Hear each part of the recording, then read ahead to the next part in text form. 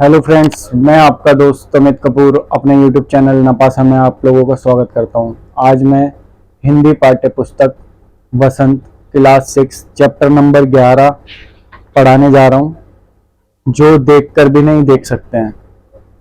इसकी लेखिका जो है वो हेलन केलर है। ठीक है, तो आइए पहले हम इस लेखिका के बारे में देखते हैं, इन्होंने अपने वर्णन में क्या लिखा है। हेलन केलर एक ऐसा नाम है जो घोर अंधेरे के बीच भी रोशनी देता रहता है। कल्पना करो कि जो ना सुनकर ना देखकर फिर भी वह लिखना पढ़ना सीख ले, भरपूर आशा आकांक्षा के साथ जीवन जीना लगे और उसके संयोग दुनिया के लिए यादगार बन जाएं।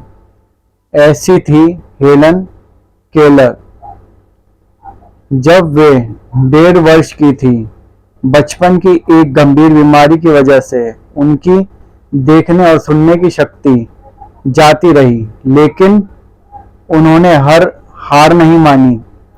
कॉलेज के दिनों में ही प्रकाशित अपनी आत्मकथा स्टोरी ऑफ लाइफ में वे लिखती हैं कि मुझे ये तो याद नहीं है कि ऐसा कैसे हुआ, लेकिन ऐसा लगता था कि रात कभी खत्म नहीं होगी क्योंकि सुबह नहीं आती।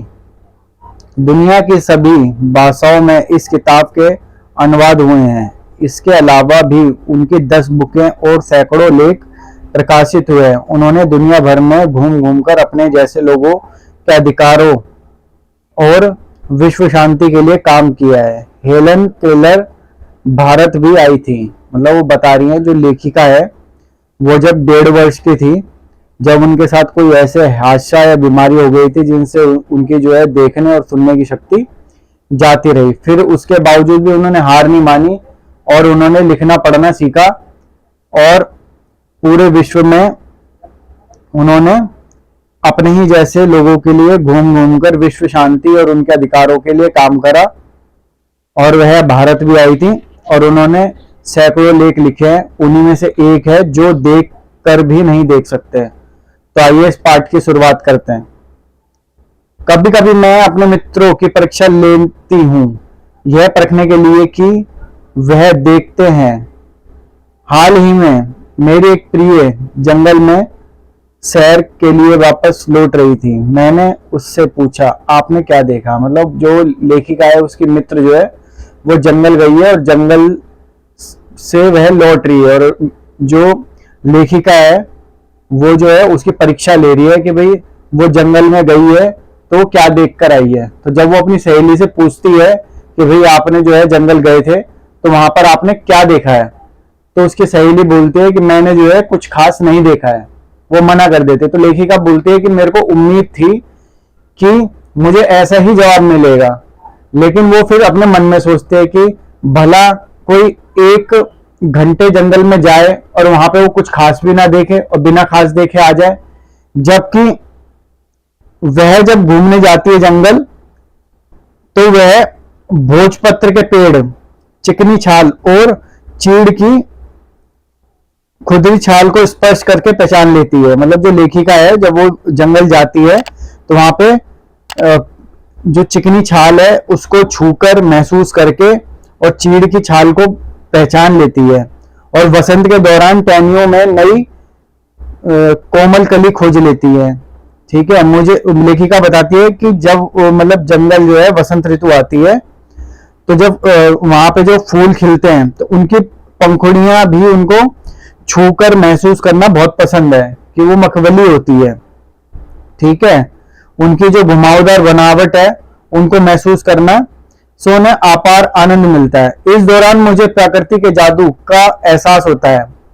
कभी कभी मैं खुशनसीब होती हूँ तो टहनी पर हाथ लगाते ही किसी चिड़िया के मधुर स्वर कानों में गूंजते हैं। मतलब वो कहते हैं कभी कभी खुश होती हैं तो क्या होता है कि जैसे वो टहनी या कुछ छूती हैं तो वहां पे जो है चिड़िया जो है चहचहाने लगती है। अपनी उंगलियों के बीच झरने के बहते पानी को महसूस करना आनंददायक उठती हूँ। मतलब जो वो देखती है जंगल में नदी बह रही है, उसको भी हाथ लगाकर छूकर महसूस करना बहुत अच्छा लगता है उनको। तो वो सोच रही है कि जो उनकी सहेली जंगल होकर आई है, मैं बिना आंख के हुए इतना कुछ महसूस कर लेती हूँ, देख लेती हूँ, तो उसने कैसे नहीं देखा। तो आइए आगे बढ़ते हैं। मुझे चीड़ की फैली पत्तियां या घास का मैदान किसी भी महंगे कालीन से अधिक प्रिय है। बदलते हुए मौसम का सामा मेरे जीवन में एक नया रंग खुशियां भर देता है। वो कहते हैं जब मौसम चेंज होता है, बसंत ऋतु आती है, तो मेरे को बहुत अच्छा लगता है। कभी कभी मेरा दिल इन चीजों को देखने के लिए मचल उठता है। अगर मुझे इन चीजों को सिर्फ छूने भर से खुशी मिलती है तो उनकी सुंदरता देखकर तो मेरा मन मधुमय हो जाएगा। वो कह रही है कि मेरे पास आंखें नहीं है, जब मैं महसूस करके इन सब चीजों को बहुत खुशी आनंद उठाती हूँ, तो सोचो अगर मेरे पास आंखें होती तो मेरे को कितना मजा आता, मेरा जीवन जो है कितना सुखमय हो जाता उन्हें देखकर। परंतु जिन लोगों के पास आंखें हैं वे सचमुच बहुत कम देखते हैं। इस दुनिया के अलग अलग सुंदर रंग उनकी संवेदना को नहीं छूते। वो कहते हैं कि मेरे पास तो आंखें नहीं है, ठीक है, लेकिन जिनके पास आंखें हैं वो बहुत कम देखते हैं, वो उसकी कदर नहीं करते हैं।